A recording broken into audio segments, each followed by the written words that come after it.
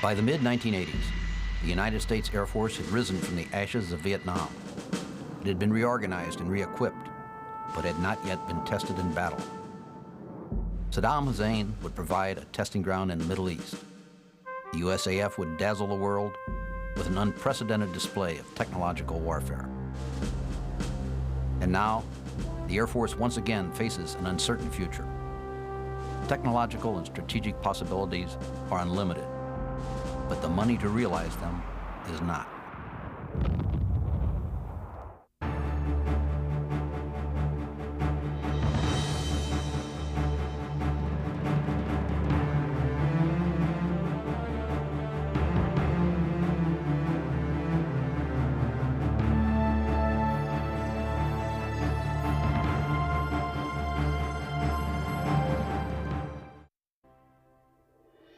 I'm Walter Boyne, and this is the story of the United States Air Force. The 70s and the 80s saw the emergence of an Air Force determined never again to fight a war under the terms imposed upon it in Vietnam. When America confronted Saddam Hussein in the Middle East in the early 90s, new attitudes and new weapons were tested under fire. In the 70s and 80s, new generation fighters began to pour into tactical Air Force units. The mighty B-1B came online with the Strategic Air Command. The Fairchild A-10, the Warthog, entered service as a ground attack aircraft.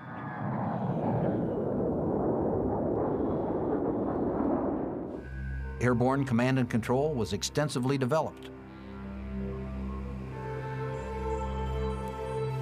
Among additions to command and control equipment were new airborne warning and control aircraft, AWACS.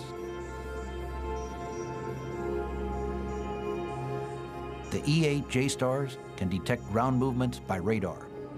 It was in development as the 90s began. All these aircraft were capable of contributing to both strategic and tactical warfare. The USAF was now a very different force from the one that had suffered a decade in the jungles of Vietnam.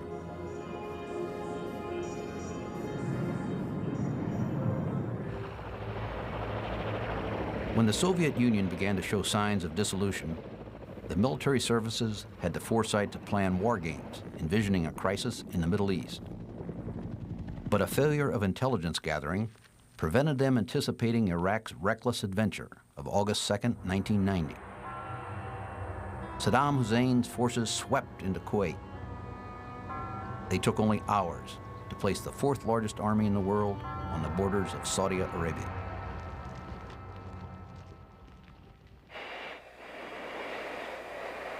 On August 7, 1990, the first tangible sign of U.S. commitment occurred. 48 F-15 Eagles from the 1st Tactical Fighter Wing made a dramatic non-stop flight from Langley Air Force Base, Virginia, to Dhahran, Saudi Arabia.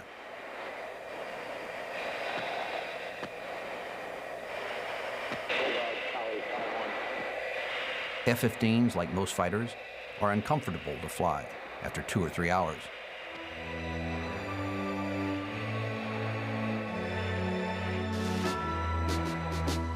The flight to the Persian Gulf took up to 17 hours, with as many as 9 in-flight refuelings en route.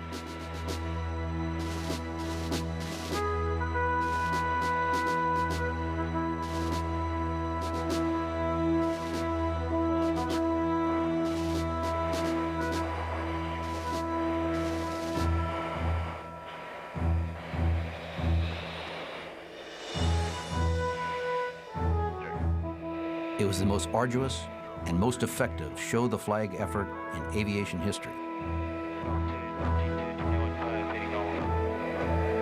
It deterred Saddam Hussein from plunging on to Saudi Arabia.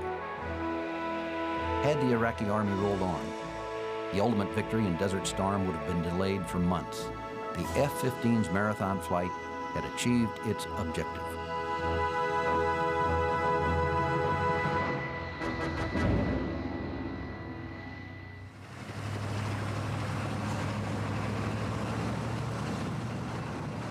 American air and sea lift capacity was not great enough to place large forces in Saudi Arabia in a short time. But Saddam's hesitation gave the United States time to build up forces by using the excellent Saudi Arabian port and base facilities.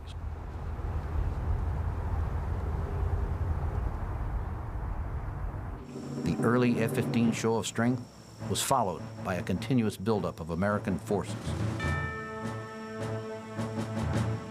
The Drehorst work was done by the Military Airlift Command.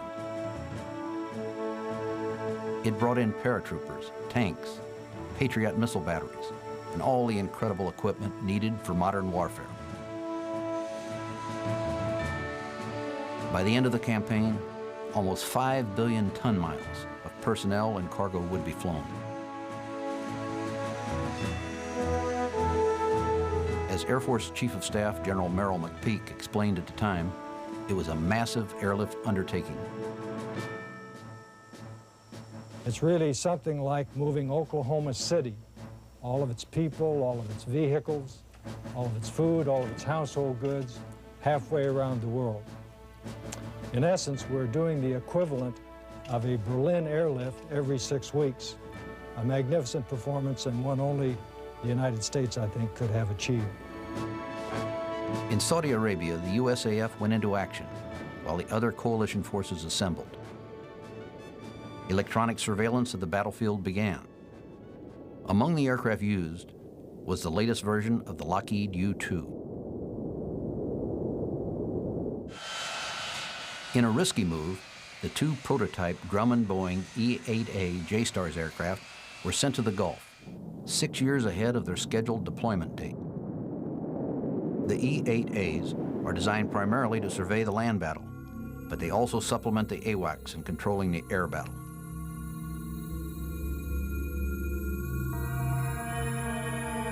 The J-Stars were so efficient in detecting ground movement that the Iraqis would be forced to stop moving their vehicles and convoys. Instead, they would try to spirit them across the desert floor in ones and twos. Demand for the J-Stars' capability came from every side. They proved to be the keystone of the execution of what would be a textbook air-land battle. For 5.5 long months, the U.S. exhausted every diplomatic effort to get Saddam Hussein to release his hold on Kuwait territory. While the negotiations went on, the United States was building up the most massive striking force since the Vietnam War. But in this war, the mistakes of Vietnam would not be repeated.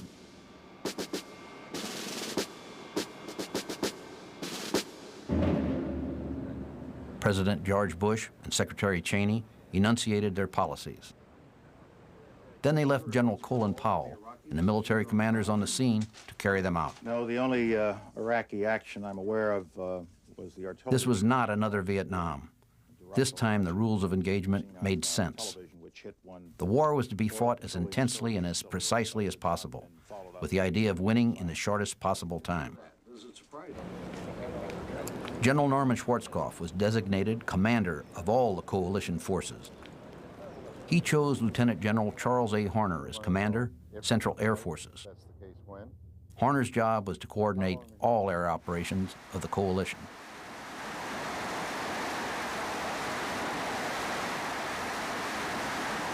Given the high level of participation by different Allied forces in the Gulf War, a single air commander was a necessity. The combined planning operation was about to be tested.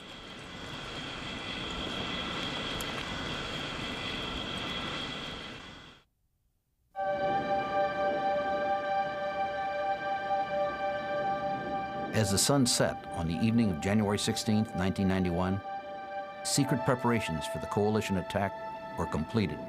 We knew we needed to operate in Iraqi airspace, so he was going to have the home port advantage. We had to penetrate into his territory. To do that, we had to take apart and disrupt his ability to stop us from coming in. In other words, we had to disintegrate his integrated air defense setup. At 2:59 a.m. Baghdad time on January 17th, standard patrols by American AWACS and fighters were the only apparent activity. The situation seemed normal to the Iraqis.